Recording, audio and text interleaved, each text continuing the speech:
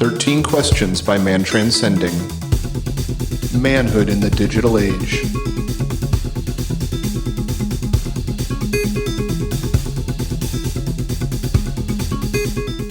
Welcome back to 13 Questions. This week we have with us Jeffery Wilson.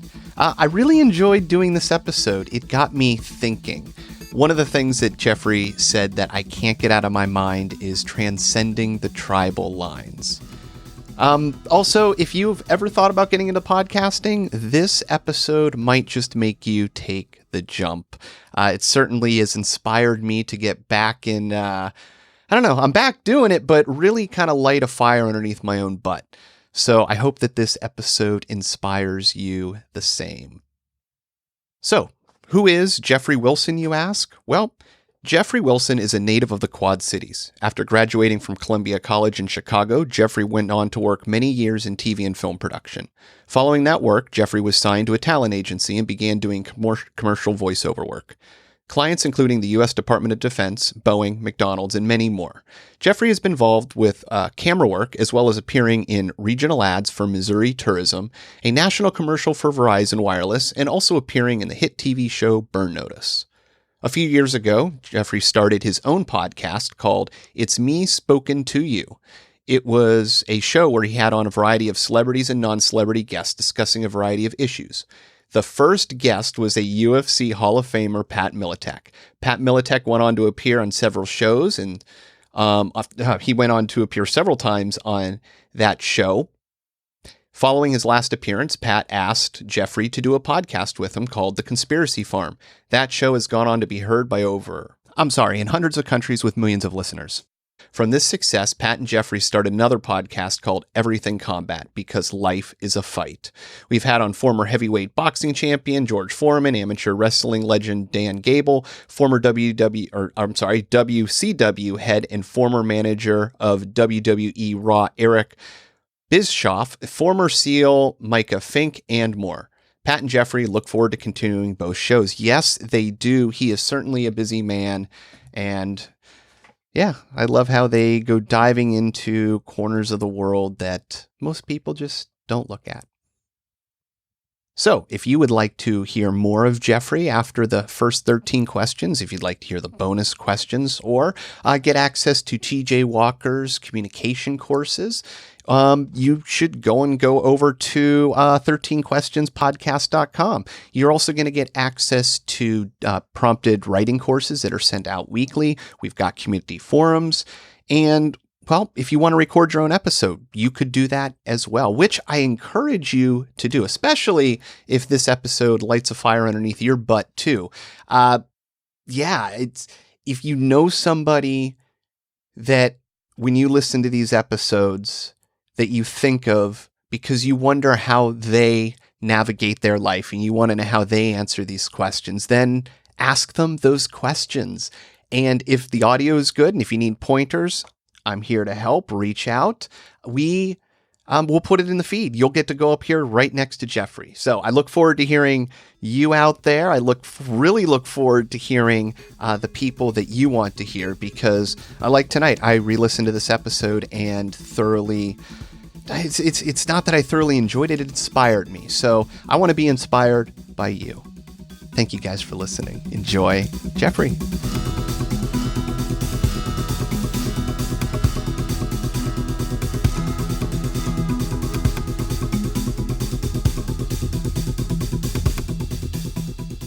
Today we have Jeffery Wilson here to answer the 13 questions. We're going to jump through the first 13 insightful questions, and then we're going to hit a bonus round and, maybe talk about the process of how it was for Jeff answering. All right, Jeff, you ready? I am ready, sir. Thank you. Awesome. Question 1. What was the best advice ever given to you, and would you modify it today? I would have to say we're somewhat friends because I've had him on. I've interviewed him twice. The guy's name is C.T. Fletcher. He is a former world record-breaking power lifter. Basically, it was kind of indirect advice, but basically unchain your mind and to. Are we able to cuss on here? Oh yes, yeah. We have an explicit setting. All right, unchain your mind and to fuck fear. I like it. Now, was that Long story short. Yeah, was it just an offhand thing that he said, or was it part of one of his? No, this is. I mean, if you listen to CT Fletcher's videos, they're very, very motivational. When I used to work out a lot more, I would just watch CT on my off days, and by the end of the video, I'd have my gym bag in hand and out the door. He was just very inspirational, man, and it was very poignant at a certain point in time in my life where, we all kind of have our fight in life. So I was just going through some stuff. And, it's kind of like a lot of people, man. A lot of people sometimes don't do what they really want to do because there's a fear element involved. And that was kind of what I was going through, man. There's some certain things I wanted to do, but I just couldn't get out of my own way. But through listening to him and just some other things, but yeah, through definitely listening to him in a certain video, it's called Unchain Your Mind. It just lit a spark and it flipped that switch, and it's been off to the races since then. Oh, that's awesome. I love hearing that, because in a world of disconnection where, social media keeps people from making those connections, you have somebody like that who can make a connection among hundreds of thousands of people where he wouldn't have been able to before.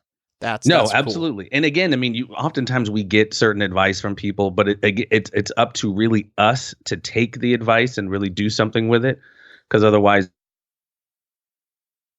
Oh, I lost you. All right. So sorry for the interruption there. It's quite all right. So would you modify any of that today? I wish I had. I try not to beat myself up about certain things that happen at certain times in life. I think it's just no matter when it happens, no matter what stage we are in life, those are just different stages of development. We wish we could have did this and this. So, I mean, part of me wishes I had kind of heeded that advice a little earlier in life, but who knows? I may not be where I'm at right now if who knows what would have happened. What was the most important lesson you learned from your parents? It's a good one. Well, I mean, there's a lot of it, really. There's really no supplement for hard work. My parents both worked. My mom a government job, up every morning at 5 o'clock. My dad working multiple 16-hour shifts, doing what he was doing to kind of provide us, really, three brothers and sisters, and we were able to do the cool stuff: Universal Studios, Disneyland, et cetera, et cetera. But yeah, my mom, I was just talking to her the other day. It's like, working as much as she was, got a master's degree, et cetera, et cetera. And just, that was something that's really, really impacted me, especially as I've kind of gone on building these podcasts, building a brand, building a business, and really having it start to come to fruition and starting to really reap the benefits of it. But, a lot of hard work had to be put into it before, it's always darkest before the dawn. But yeah, my parents definitely taught that, there's really no substitute for hard work. You got to earn it. And if it's something you're passionate about, work is going to be anything in life. But if something you're passionate about, hard work's going to be a part of it. What book has been most influential on your life and why? What book? Unfortunately, I do read, but I just let me try to think. That sounded horrible. I don't read much. I'm trying to think when the last book I read was, because I don't read often. But I'd have to say, that's a good one. I have to go back on some of these awesome ones. I'd have to say one of them, just off the top of my head, thinking about it, is a book by a guy named Zbigniew Brzezinski called The Grand Chessboard. As an individual who's always been into like geopolitics and politics, history, that book was very, very insightful to geopolitics and history and how it really is a chessboard. And there's just a lot going on oftentimes that we don't really see behind the scenes. And that book, among kind of other ones, because I was always into like covert action, CIA, but that one in particular just kind of gave really kind of inside baseball on how things often work behind the scenes as it relates to geopolitics. How old were you when you read that? That was, probably mid-20s. It's a good time to read it. I was fully indoctrinated still then. Yeah. I mean, to steer too far off, but as a young kid, 15, 16, I really got into the Kennedy assassination. So just kind of learning about that and just reading the grand chessboard kind of augment the understanding of what was going on in the conspiracy or in the JFK situation. And then it just made it more absurd when you start reading, like I said, the Inside Baseball and things. Not that that book talked about the Kennedy assassination, but how they fed us Lee Harvey Oswald when in fact so much more was going on behind the scenes that had nothing to do with that guy. Phenomenal. That's a great read then. For sure. Highly recommended. What daily habits or rituals do you have, and do you recommend them for others? Rituals. I wouldn't necessarily call them rituals per se, but I definitely lately it's been kind of starting my day with supplements, good supplements, and I've been a lot more conscious about my health, and just not getting too far off into that, but like the food is just really bad that we eat, so I really try to start my day and fill the engine with really, really good stuff to help it fuel the machine, have it running at the most optimum levels. So I really try to drink a lot of water infused with this stuff from one of our sponsors called Green 85 from Chemical Free Body, as well as, just learning more about health, man, gut health. I really had no idea how important gut health was because I was kind of going through some health stuff, and a lot of it had to do with what I was eating, processed foods, et cetera, et cetera. And, just learning more about the gut, man. There's more serotonin produced in our gut than in our brain. And just kind of getting the day started right with the right fuel, basically. It's what I try to do anyway. Most of the time I do, yeah. Oh, it makes sense. Yeah. What you put in your stomach affects your brain and everything else in your body. So yes, if you throw mud into your system instead of giving it the nutrition it needs, you're just doing yourself no service. Yeah. I mean, you can't run a Formula One race car off sugar water, so it's gotta be the right fuel. If I were to ask your best friend, what is the one thing they would say you need to work on the most and why? Well, it's interesting because I just had a conversation with my best friend about kind of what we were alluding to before. He has always had my back as far as, my business ventures, my career. I'm also an actor, voiceover actor, et cetera, et cetera. I kind of was at one time. I've somewhat steered away from that a little bit. But one of the components that he kind of thought, and we talked about why I wasn't pushing as hard as I was in the acting world, was fear. And so that was really a point of contention with us because he felt, and I appreciate that, believed that I had way more talent than I was accessing. And he felt that it was a fear. There was an aspect of fear to that, which, at a certain point in time not long ago, that was absolutely true. And I mean, not to say I'm just free from fear, but so much of what I've been able to do, whether it's my own podcast, it's me speaking to you, or the one I do with Pat Miletich, the Conspiracy Farmer, Everything Combat, able to talk to like a George Foreman, or, to be able to just be able to have these conversations, you really, there really can't be a lot of fear, maybe a little nervousness, but the notion of, man, I can't do that. I can't, that notion of I can't is a lot of that is gone from me. Yeah. And you've had the time to keep doing it so that it's kind of hard to be fearful of the thing that you're walking into every day. Yeah. I mean, and to get the kind of affirmations that we've got, at least like the Conspiracy Farm, it's, we get messages all over Romania, Isle of Man, Nigeria.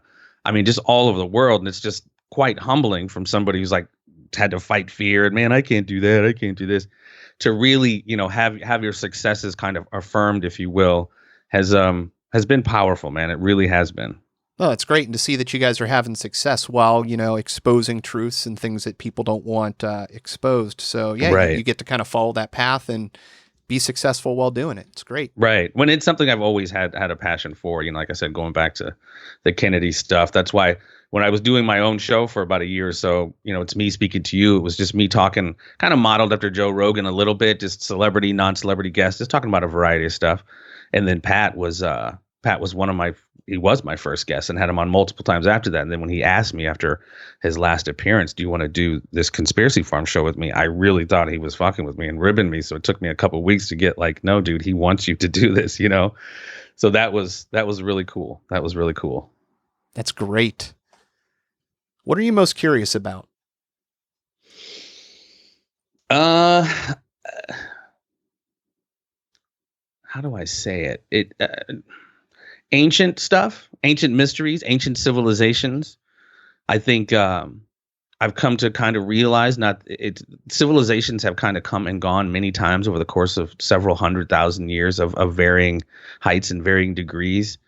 And it's very curious to me how we don't get that information necessarily. We think we came from these, knuckle dragging apes to how cool we are now, when in fact, like, nothing could be further from the truth. There's so much that I've read and there is out there in these ancient scriptures and these ancient texts that really show, like what Graham Hancock says, we're a civilizations, we're a species with amnesia. So yeah, learning about stuff that kind of been hidden and forgotten, and I find that very fascinating to me, because it is oftentimes very contrary to what we are taught in our history books and kind of mainstream history, et cetera, et cetera. And you're living during the perfect time, a day where, even though there's obfuscation on the internet and a lot of false stuff out there, you can still freely share that information and get access to it. And we have technologies like LiDAR, which are exposing the Amazon jungles and different places, and these vast civilizations that disappeared, within a few hundred years, that people just, didn't know they existed because they just got swallowed up by nature. Yeah, absolutely. Very fascinating stuff. What was the most embarrassing or humiliating experience of your life?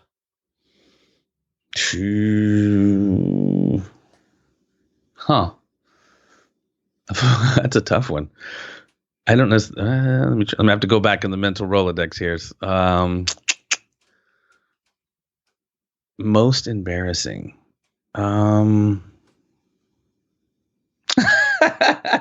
I mean, it wasn't of my life, but something embarrassing just came to my mind. You're looking for the most paramount of embarrassment. So, geez, man. Yeah, it doesn't even necessarily have to be that. Just, something that affected you. And it's okay if there is nothing. I mean, no, I mean, it just happened to come to my mind because it was just like, it was crazy at the time. I think I was in like 4th or 5th grade in my math class, and Mrs. Reams, she hated me anyway, but I had a cold or something, but I was straight knuckle deep digging in my nose, dude. And it was just ugly. It was ugly. It wasn't something small and simple and I just wiped it under the desk. I was like, it was just nasty. You know what I mean? I needed to get my ass up and get some Kleenex. And she calls on me, Jeff Wilson, come to the board, or whatever it was. What's the answer to this? And I'm just like, hands full of snot. And it was looking back on it, clearly it's kind of funny, but at the moment it was all eyes were on me, booger face and all. What is your greatest fear and how did you overcome it?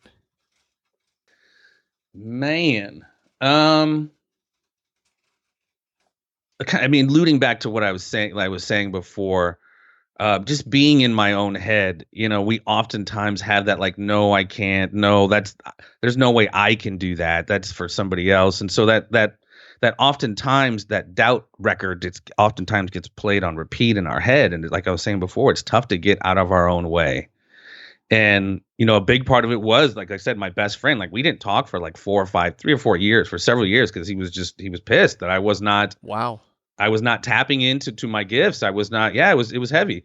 So, and then, like I said, it was kind of a slow roll. You know what I mean? It was one of those, like I said, the process of getting out of my own way was a slow one. And it really, like I said, got encapsulated by that CT Fletcher video, which, the way he laid it out, it was just so awesome. Just unchain your mind. So, I mean, within like a few weeks or a couple months, I just began to kind of unfuck myself. I had produced a show here in St. Louis. It was basically a talk show called The Hot Seat. And so it was just basically a pro and a con on whatever given issue. So one was legalizing weed, one was guns. And I hired this guy who I thought was, really good, really talented at what he did, to host the show. I produced it. He hosted it. And it was one of those afterwards, I was just like, I totally could have done that. I just was in my own head still. And then literally, I mean, this is like almost literally, I woke up one day, sat up in my bed and said, I can do that. Or maybe it was like, I'm going to do that, or something to the effect of like, why would you totally could do that. You know what I mean? And it was just, that's when I started my podcast. It's me speaking to you. It was just, yeah. It just getting out of my own way, man. And again, having a success. When I first was like, man, I want to get Pat Miletich on, because I'm a huge MMA fan. And people were like, dude, it's Pat Miletich. You haven't even done an episode. There's no way. And, everyone was projecting their fear onto me. And I was like, yeah, maybe I can't. And then having him on, and then 3-4 times, and then other UFC legends and Hall of Famers and actors that have been in like iconic movies, et cetera. So I had certain successes affirmed, and that, that helped, get the wind behind my back and put some pep in my step. Yeah, you'll never get a podcast with him. Meanwhile, you're podcasting weekly with him. And that's the crazy thing. And that's what, now looking back 3, 4, 5 years later, the power of that switch getting flipped and getting on my own way has created, like, it's just a beautiful, beautiful, beautiful thing. So whatever it is you're going for, whatever it's podcasting or whatever, don't ever tell yourself you can't do it. And don't ever listen to people project their fears onto you. Oh, you can't do this or you can't do that. That's usually their projection and their own insecurities because they can't do it. And so when you do it, it really is a powerful thing. Really is powerful. What quality do you most admire in a man, and why? It kind of covers a lot of things, but reliability, and encompassed in that is basically like trustworthiness, friendship. You're asking for one kind of quality, but when I say reliable, like reliable to be a good friend, tell me maybe stuff I don't want to hear, be reliable, do the things you're going to do. You know what I mean? Just there's a lot of things that fall under that umbrella of reliability, reliable friendship. Yeah, you can be the most amazing whatever, but if you're not there to use those skills, then what good are they? Yeah. I mean, and just, certain level of, reliability, not just to me, reliability to your loved ones, your families, your other friends, having some integrity, et cetera, et cetera. I think a lot of that kind of, for me, falls under that umbrella of reliability. Now, you may have answered this one already before, but who were or are your role models and why? Well, I mean, again, going back to my parents, man, they kind of set the bar. Even though I might not have followed it every time, looking back on it, they definitely showed what the benefits of hard work and what that can get you. I gotta. Is it just one person or like a group? Oh no, no. These are free form. There's nothing constraining here. No right answers, no wrong answers. Yeah. Like I said, my parents that set the template, if you will. I can't Pat Miletich, like, again, in my being in my own head of fear and mind fucking myself, to have somebody like Pat on his level, for lack of a better term, believe in me. That was big. Like that was another big thing. Even if the show wasn't necessarily successful, I mean, it is, but I mean, he at least was like, saw something in me to be like, yo, man, let's take this thing to the next level or whatever. But again, see, at that time, I could see it in myself, but he saw something in me that at a certain point in time I couldn't even see in myself. Like I said, it did take me a couple of weeks for me to believe that he was asking me to do the show with him, but that kind of the remnants of me mind fucking myself. But Patrick Miletich. I mean, I've just met some incredible people doing the show too, like CT Fletcher. You know what I mean? I don't know if you know who that is, but his hashtag is it's basically the letters of "It's still your motherfucking set." Like I say, he's a powerlifting weightlifter, right, guy's former a beast. What's that? He's a beast. He's an absolute beast. He's amazing. But he flatlined twice when he was a little younger. Has had heart issues forever. And so when we just had him on, he had just had another heart attack and a heart transplant. So right now, he's fighting back and he's better now. But after receiving a new heart. So basically that it's still your motherfucking set is all about whatever it is you're going through in life. Don't quit. Step the fuck up because it's still your motherfucking set. And that, I mean, that's just powerful shit. I'm thinking about it right now. Just like, I always kind of use the joke when people complain. I'm like, listen, man, you're not a Chilean coal miner. You know what I mean? There's worse places in the world to be. There's worse jobs to do. that's another thing I can't really stand is kind of self-defeatist people and negative people, et cetera, et cetera. But the power of that statement of just like not giving up, man. It's still your motherfucking set, whatever's going on. Like Patrick, my boy, says, man, no problems, only solutions. And that mindset, dude, that mindset is really, you don't look at things like there's no failure. I don't look at shit as failure necessarily. It's just opportunities to learn. You know what I mean? It's like, it's easy to be like, man, I failed. So, pump or hit the brakes. I can't do that anymore because I failed this 1 or 2 times. I'm an actor, dude. I go to auditions all the time and I'm told no all the time. That doesn't make me throw my talent on acting. It's like no is a part of, stumbles, no, mistakes. I mean, it's all processes and opportunities to learn if you look at it that way. Yeah, if everything's a hammer, it's a hammer. But if everything's an opportunity, then, or I'm sorry, if everything's a hammer, everything's what's that phrase? Yeah, if you're a hammer, yeah. If everything's a nail, you're the hammer. Exactly. But, if you put that into opportunity, then, you'll just see all the opportunities around you.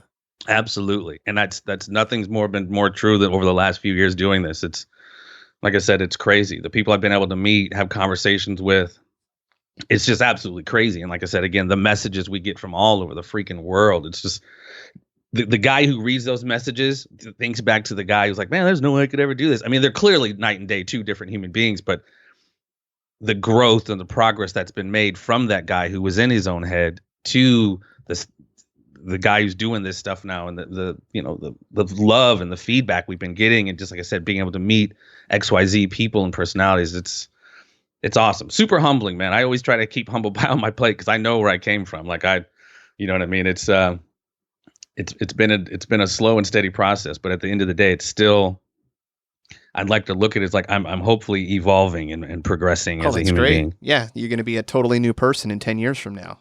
Well, yeah, hopefully. Like, hopefully we're not, whatever we're doing, hopefully not stuck, being the same person as we are 10 years from now. But yeah. What institution of society or structural aspect of modern life would you change given the chance? Aspect of society? Mm-hmm. Any aspect. It's basically the God question. You could change one thing in society to make it better. What would you choose? That's kind of kind of going back to the ancient civilization stuff. And even some of the political stuff, you know what I mean? Like we get lied to without fail, whether it's government or religious institutions, et cetera, et cetera. I just wish there was more truth coming out of these institutions that really help us and more embrace humanity, if you will, as opposed to lying to us to, justify more wars. You know what I mean? I know that's might sound convoluted, but I just wish there was more kind of an elevation of consciousness, again, that helps us embrace our higher selves, as opposed to, because right now I just think I look at our society globally as like, I don't know if you've seen the movie The Matrix, but like Morpheus holding up the battery. Like that's what we are. We're just fuels for the machine. People trampling each other for new Jordans or Black Friday sales. You know what I mean? I guess I just wish we were better to each other. I mean, if that's something. Oh, yeah, no, I love that. The idea of just people being truthful. If you could institute that, you wouldn't have all the controversies over big pharma and all these. Just name an issue in society. If the truth is the truth, people would be able to decide based on its face value, not on teams or, what they should believe, what they've been tricked into believing. Yes, exactly. The psyop, if you will, and it encompasses so many different things. And this honestly goes back to a conversation we've had in some of the ancient civilization stuff, going back to the war. This might people can look this up, but the war between these ancient gods, quote unquote gods, called Enlil and Enki. So the direction of humanity was decided thousands and thousands and thousands of years ago. You had one side, Enki's side, who was wanting to embrace humanity and embrace the gifts of humanity. And then you had the Enlil side that just wanted, war and, like I said, just to have us be batteries and fuels to the machine. A never-changing story. It definitely doesn't. We're seeing it play out. Here we are knocking on Venezuela's door, knocking on Iran's door, reading from the same fucking playbook. What is the most courageous thing you have ever done in your life or seen? Oh man. Or seen. Done or seen. Most courageous. My goodness. Damn, you're making me dust off the brain cells here. Most courageous. Seen personally? Seen. Yeah, doesn't matter. Seen or heard of? Yeah, doesn't matter. I mean, whatever's I don't know. When I experience a courageous thing, I don't know, it affects me. So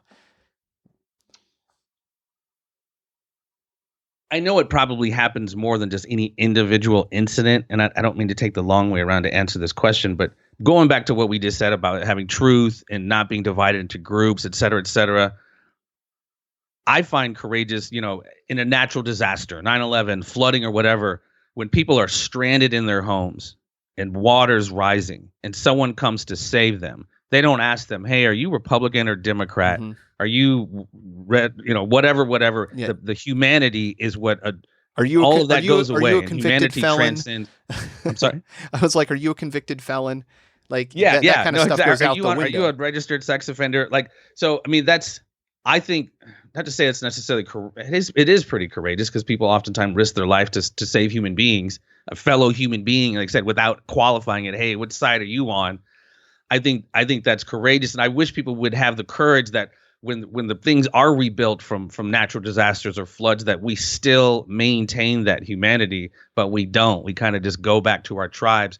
So courage for me is, when I see it, transcending those tribal lines to be able to recognize the larger humanity and everything. You know what I mean? It's something we definitely need more of. So people, when people do break those lines down, I do find that very courageous, because some people are like, hey, what are you talking to them for? What are you having, whatever it is, you know what I mean? We're oftentimes kept in I don't know if you remember the story of the Sneetches by Dr. Seuss. No, I'm not familiar with that one. Oh, okay. So they're basically all these just basically yellow Muppet looking things, but some of them have green stars on their belly and some don't. They're all Sneetches, but the one with the stars think they're so much cooler than the other Sneetches.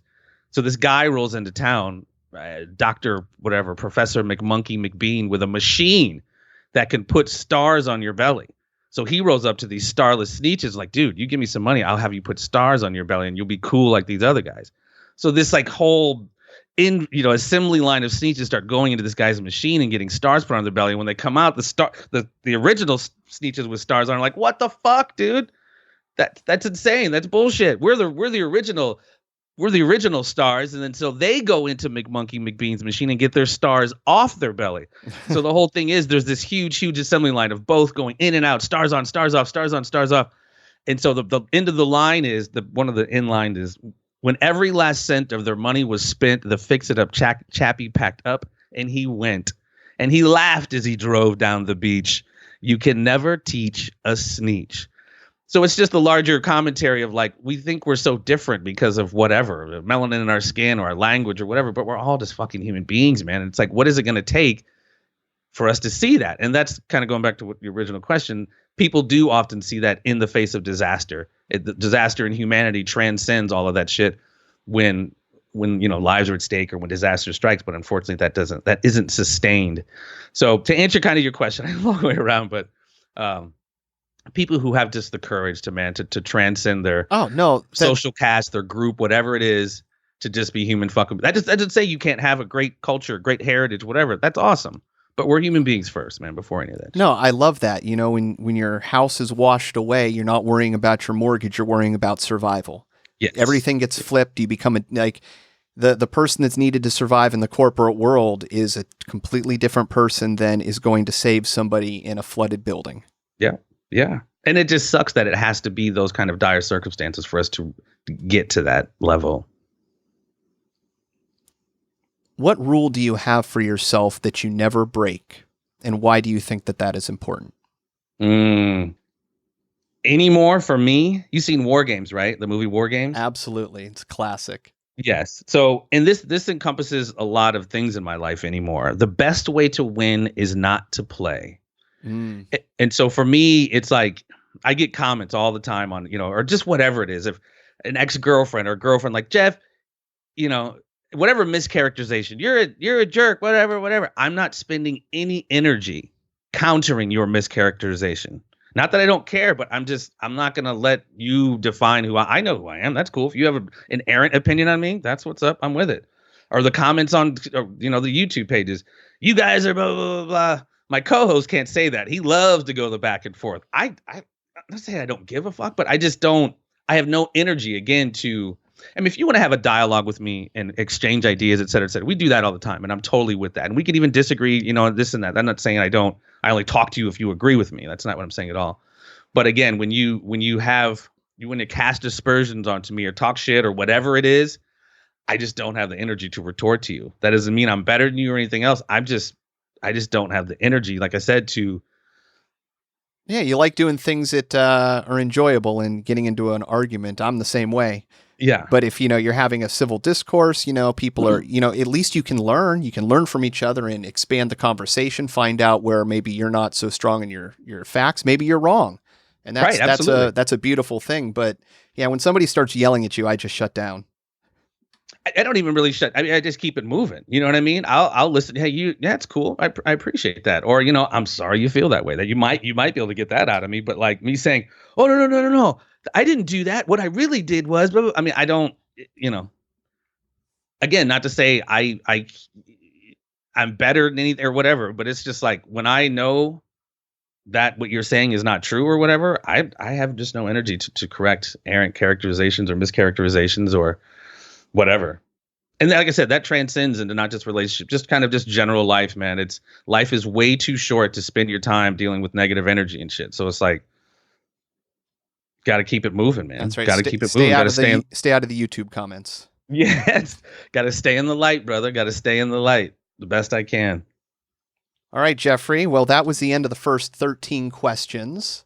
That went quick. Yeah. It's always goes fast when you're having fun.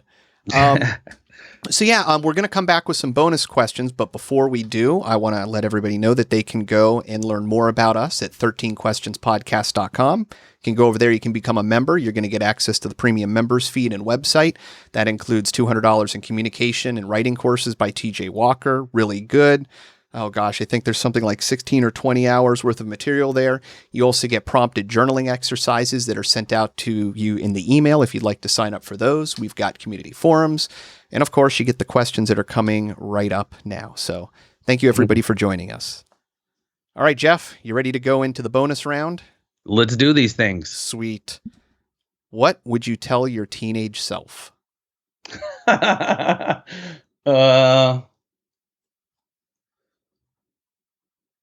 Don't fuck off for too long.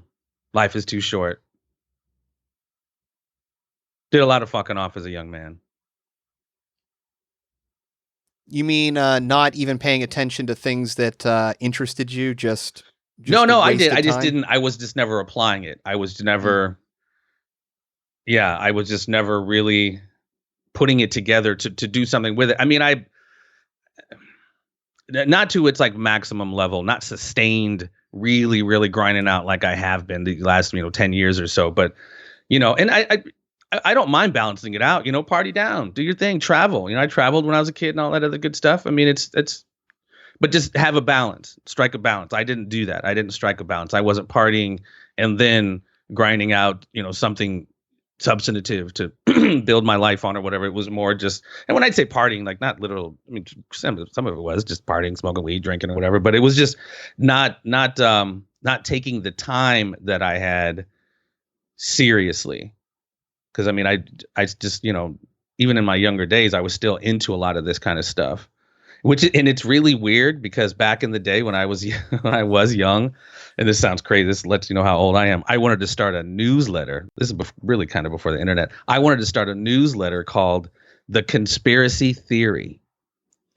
And here I am doing a podcast with Pat. And it was on him to cause for the name called The Conspiracy Farm. So yeah, long story short, just, not spend so much time wasting time. Fantastic. What turns you on creatively, spiritually, or emotionally? Love, man. I know it sounds stupid, but love. I mean, we human beings, we resonate at a certain level, from a frequency standpoint. And when you're into like negativity, you're just resonating at just a lower level, man. And again, going back to humanity, embracing humanity. When people can just basically follow the golden rule, man. I know it sounds silly, but when people can just treat other people the way they want to be treated, and just seeing people being good to each other. Again, it sounds corny and silly, but seeing the world we're in now, like you don't see that much. But yeah, man. I mean, me.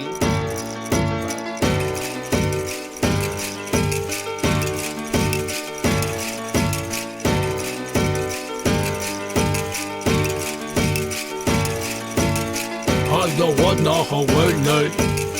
I wanna Hawaii. Yo what? I wanna Hawaii. I wanna Hawaii. Yo what? I wanna Hawaii. I wanna Hawaii. Yo what? I wanna Hawaii. I wanna Hawaii. Yo what? I wanna Hawaii. I wanna Hawaii. Yo what? I wanna Hawaii. I wanna Hawaii. Yo Why what? is one man rich and another man poor? Why we ain't satisfied? Why we gotta have more? Why your suicide rates on the rest so high? Why I tell you the truth but you say don't lie? Why is being a good father at an all-time low? Why is it acceptable? Yo, why? I don't know. Why she blame him and he blame her? It's useless. Ask yourself this question. Why you making excuses? Why do parents gotta bury their kids? Why we text and drive, not caring how scary it is? Why it's so hard to forgive and leave the past behind? And if you did, then that's divine. Why don't you help your brother when you see him fall? Why do we act like God don't see it all? Why do we call them black, them white, them Asians and use labels? Now that's racism. I wanna Hawaii. Why? I wanna Hawaii. Yo what? I wanna Hawaii. Why? I wanna Hawaii. Yo what? I wanna Hawaii. Why? I wanna Hawaii. Yo what? I wanna Hawaii. Why? I wanna Hawaii. Yo Why is what? there innocent people locked up for life, while some people can't say nothing nice? Why do we always gotta question what all of it means? And why won't you follow your dreams? Tell me why. The night when you took my dad, why'd you let me see my grandpa cry? And tell me why. And why do you choose to hide, even though you was born to fly? And tell me why. And why don't we turn from all the hate? And why don't we learn from all mistakes? Why do I keep on wrecking these fat beats? And teachers don't make more than professional athletes? And why? And why? And why? And why? And why? And why? I wanna Hawaii. Why? I wanna Hawaii. Yo what? I wanna Hawaii. Why? I wanna Hawaii. Yo what? I wanna Hawaii. I wanna Hawaii. Yo what? I wanna Hawaii. I wanna Hawaii. Yo what?